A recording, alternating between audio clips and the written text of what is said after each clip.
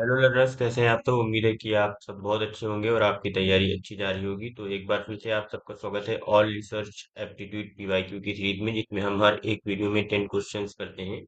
तो अभी तक हमने रिसर्च एप्टीट्यूड में 300 प्रीवियस ईयर क्वेश्चंस कर चुके हैं और आज हम 10 मोर क्वेश्चंस करेंगे। और जैसा कि आप सब जानते हैं कि हम यहाँ पर 2004 से लेकर के 2026 तक जितने भी पीवाईक्यूज आए हैं रिसर्च एप्टीट्यूड के, वो सारे के सारे कवर करेंगे। और रिसर्च एप्टीट्यूड के साथ साथ हम टीचिंग एप्टीट्यूड के भी पीवाईक्यूज कवर कर रहे हैं यहाँ पर, अलॉन्ग विद कम्युनिकेशन और मैथमेटिकल रीडिंग। तो हमारे चैनल के साथ बने रहें और आप सब्सक्राइब कर लें। अभी तक हमने 2004 से लेकर के 18 तक के तीनों यूनिट्स के चारों यूनिट्स के कर लिए हैं क्वेश्चन। और अभी 19 और 20 के क्वेश्चन स्टार्ट होने वाले हैं, तो आप हमारे साथ बने रहें।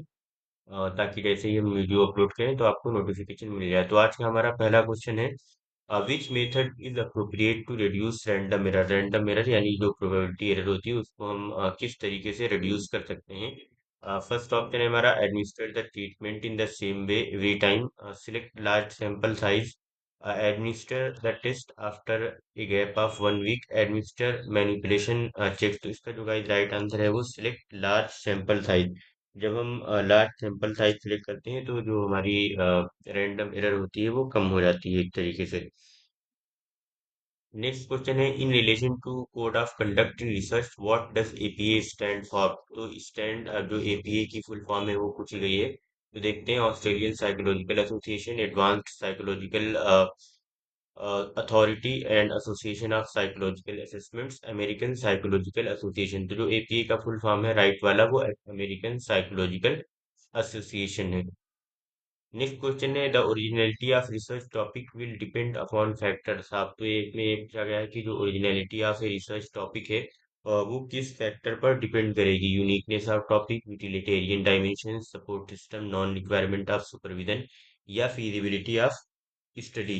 तो गाइस इसका जो राइट आंसर होगा वो देखते हैं। क्या है, देखिए, जो ओरिजिनलिटी ऑफ रिसर्च टॉपिक होगी वो जो सबसे ज्यादा जिन फैक्टर्स के ऊपर डिपेंड करेगी, उनमें सबसे बड़ी चीज़ है यूनिकनेस ऑफ टॉपिक की। टॉपिक कितना यूनिक है, कितना नया है। और फिर उसके बाद अगर हम बात करें यूटिलिटेरियन डायमेंशन, उसके क्या क्या यूजेस हो सकते हैं, कहाँ कहाँ वो यूजफुल होगी। और आपका सपोर्ट सिस्टम कितना अच्छा है। तो जितना अच्छा आपका सपोर्ट सिस्टम होगा उतना अच्छा आपकी जो ओरिजिनलिटी ऑफ रिसर्च वर्क होगी या जो भी रिसर्च का टॉपिक होगा उसमें आने की प्रोबेबिलिटी ज़्यादा रहेगी। बट जो ना ये ऑप्शन दिया हुआ है, नॉन रिक्वायरमेंट ऑफ सुपरविजन, ये ऑप्शन नहीं होगा, तो ये एक्सक्लूड हो जाएगा। और डी तो जी डी जिसमें जिसमें हो उसको एक्सक्लूड कर दीजिए और जिसमें ए बी भी है उसको रखिए। तो ये क्वेश्चन आपका बन जाएगा, A B C and E feasibility of the study, की स्टडी फिजिबल है नहीं है, एक गिवन रिसोर्सेज और टाइम पीरियड में वो रिसर्च हो सकती है कि नहीं हो सकती है। नेक्स्ट है, one way to measure the extent to which a measure is free from random error is to compute its demand characteristics, test retest reliability, content validity, experimenters wise। तो एक जो कहते हैं ना कि आप रैंडम एरर को कम करें, यहाँ पे जो क्वेश्चन दिया हुआ है, one way to measure the extent to which a measure is free of random error is to compute. तो इसकी जो टेस्ट रीटेस्ट रिलायबिलिटी होती है, आप इसको अगर चेक कर लें तो जो रैंडम एरर है, ताकि अगर आप दोबारा same methods same procedures follow करेंगे तो सेम रिजल्ट्स आपको मिलेंगे। तो इस प्रोसेस को बोलते हैं test retest reliability. Next question है, qualitative researchers criticise quantitative research for its tendency towards obsession with creativity, reductionism, focus on empiricism, emphasis on evidence. देखिए, जो क्वांटिटेटिव रिसर्च होती है वो सारे के सारे इसके एक तरीके से क्वांटिटेटिव रिसर्च के फीचर्स हैं, कि जो क्वांटिटेटिव रिसर्च है वो फोकस करती है एविडेंस पे, एम्पिरिसिज्म पे, और ऑब्सेशन जो है विद क्रिएटिविटी पे, हो तो क्रिएटिविटी के ऊपर बहुत ज्यादा फोकस करते हैं।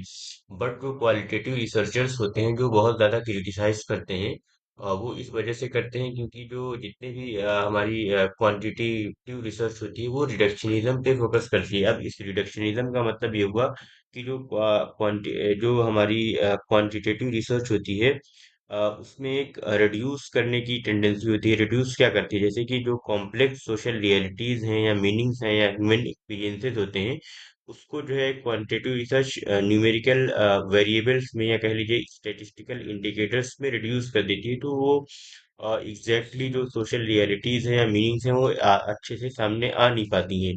So they argue oversimplifies social phenomena and ignores context and depth subjectivity. तो उसको बोलते हैं रिडक्शनिज्म की, रिड्यूस कर देना उसकी मीनिंग को रिसर्च की, और उसके जो भी अदर कंटेक्ट होते हैं क्वालिटेटिव रिसर्च के, तो वो सिर्फ और सिर्फ जो क्वांटिटेटिव वाले होते हैं वो सिर्फ नंबर्स में बिलीव करते हैं. Next question is the four approaches to knowing answers to research questions according to Kurlinger are a method of tenacity, method of intuition, method of authority, method of science, method of creativity and method of non-functionality. तो इसका जो guys right answer होगा वो four first four वाले होंगे, method of tenacity, method of intuition and method of authority and method of science. तो इसके ए B C D जो फर्स्ट ऑप्शन है वो करेक्ट होगा, बाकी ये दोनों मेथड्स नहीं होते हैं जो हम ये इन्होंने बताई है कर्लिंगर ने. The four approaches to knowing answers to research questions की, रिसर्च क्वेश्चंस को आप कैसे जान सकते हैं. फोर क्वेश्चन, फोर इसके मेथड्स हैं: टेनेसिटी का, इंट्यूशन का, अथॉरिटी का और साइंस का.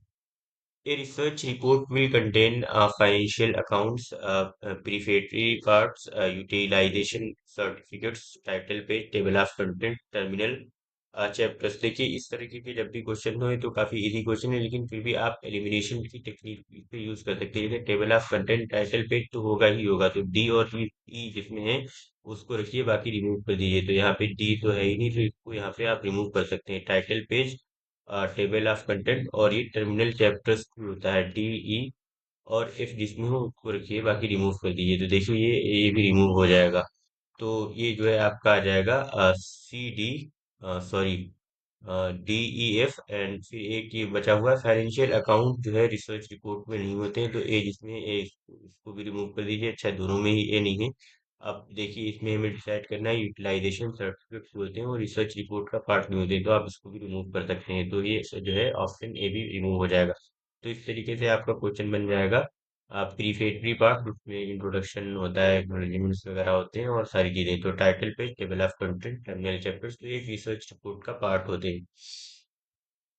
नेक्स्ट क्वेश्चन है हमारा, the four major operations in scientific research are a demonstration of covariance, elimination of Fourier correlation, sequencing in terms of time order, self-education, operationalization of personal choice और theorization. तो इसका देखिए जो right answer होगा, इसको फिर हम एलिमिनेशन टेक्निक से इसको सॉल्व करेंगे. तो हमारा ये पहला है डिमॉन्स्ट्रेशन ऑफ कोवेरियंस, यानी कि जो दो वेरिएबल्स हैं, जैसे मान लीजिए कोई एक वेरिएबल एक्स है और एक कोई एक वेरिएबल है और कोई वाई वेरिएबल, तो दोनों आपस में कैसे एक दूसरे के साथ कैसे मूव कर रहे हैं, यानी एक किस सेम डायरेक्शन में भी हो सकते हैं, अलग डायरेक्शन में, यानी दोनों वेरिएबल में क्या चेंजेस आ रहे हैं एक साथ में. तो इसका होता है एलिमिनेशन ऑफ स्पूरियस रिलेशंस, यानी दो वेरिएबल्स के बीच अगर कोई मीनिंगलेस रिलेशनशिप है तो उसको रिमूव करना. ये तो ए और बी जिसमें है उसको आप रखिए, बाकी ऑप्शंस को यहाँ से रिमूव कर सकते हैं ऐसे. और फिर ये आपका है sequencing, terms of sequencing, terms terms sequencing in terms of time order. ठीक है, आप एक तरीके से जो है सीक्वेंसिंग करते हैं टाइम ऑर्डर में, तो ए बी एंड सी हो जाएगा. फिर जो सेल्फ एजुकेशन है वो पार्ट नहीं है मेजर ऑपरेशन का, यानी कि जो हमारे मेजर ऑपरेशंस हैं साइंटिफिक रिसर्च में, उसका सेल्फ एजुकेशन पार्ट नहीं है. और ये ऑपरेशनलाइजेशन ऑफ पर्सनल चॉइसेस भी नहीं है, बट थ्योराइजेशन मोस्ट इम्पोर्टेंट पार्ट होता है इसका. तो इस तरीके से आपका जो राइट आंसर हो जाएगा वो ऑप्शन डी हो जाएगा. When a reviewer reviews a research article without knowing the author's name, it is referred to as. जब भी कोई रिव्यूअर जो है रिव्यू करता है किसी पेपर को, ऑथर का नाम जाने बगैर, तो उसको क्या कहते हैं? Uncategorised review, behind the curtain review, blind review या एनोनिमस रिव्यू. तो ऐसे को बोलते हैं ब्लाइंड रिव्यू. लास्ट क्वेश्चन है आज की इस वीडियो का, which among the following provides the strongest evidence of cause and effect relationship between independent and dependent variable. Descriptive statistics, non-experimental approach, correlational approach या experimental approach. तो इसमें हमें पूछा है कि कौन सा जो है strongest evidence of cause and effect relationship between independent and dependent variable बताता है. तो जो हमारी experimental approach होती है या experimental research होती है वो हमें इस बारे में बताती है क्यों ऐसा होता है एक्सपेरिमेंटल रिसर्च में। क्योंकि एक्सपेरिमेंटल रिसर्च डिजाइन क्या होती है कि हमें बहुत ही स्ट्रॉन्ग एविडेंस प्रोवाइड कराती है इस सिलसिले में। क्योंकि इसमें मैनिपुलेशन ऑफ इंडिपेंडेंट वेरिएबल होता है, कंट्रोल होता है एक्सट्रेनियस वेरिएबल्स के ऊपर, और रैंडमनेस होती है असाइनमेंट्स में या कह लीजिए ट्रू एक्सपेरिमेंट्स में। बाकी जो डिस्क्रिप्टिव स्टैटिस्टिक्स होती है ये सिर्फ डेटा को डिस्क्राइब करती है, और नॉन एक्सपेरिमेंटल अप्रोच में मैनिपुलेशन या कंट्रोल नहीं होता है। और कोरिलेशनल अप्रोच जो होती है सिर्फ और सिर्फ हमें एसोसिएशन के बारे में बताती है, कॉजेशन के बारे में नहीं बताती है। तो ये हमारे 10 क्वेश्चन थे। तो अगर गाइस आपको हमारी सीरीज अच्छी लग रही है तो लाइक करें, शेयर करें और कमेंट करके बताएं। और अगर आपको कोई भी डाउट आ रहा हो तैयारी से रिलेटेड पेपर वन की, तो आप हमारे इस व्हाट्सएप नंबर पर मैसेज करके पूछ सकते हैं। बट कभी कॉल ना कीजिएगा, सिर्फ और सिर्फ व्हाट्सएप पर ही मैसेज कीजिएगा। तो thank you so much guys, मिलते हैं तब तक के लिए आपसे नेक्स्ट वीडियो में।